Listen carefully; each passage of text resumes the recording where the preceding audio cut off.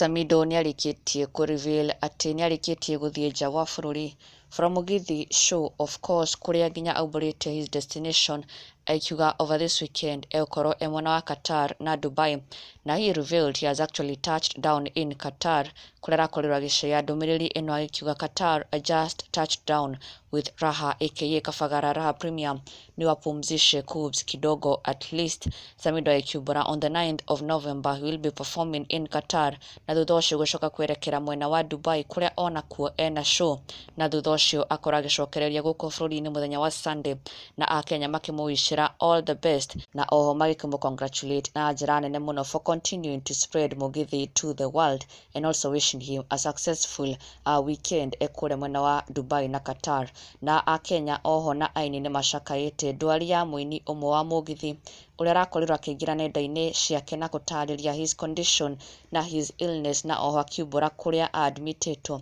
Mũini Seka Junior nĩaumbũrĩte atĩ nĩarakorirwo agĩthiĩ theater na successfully he made it out no nĩaumbũrĩte atĩ he still admitted in hospital na ona nginya aini matiganĩte nĩmarakorirwo magĩthiĩ kũmuona mũthenya wa ira makĩmwendithĩria kuona kwa naihenya na this was Seka Junior's message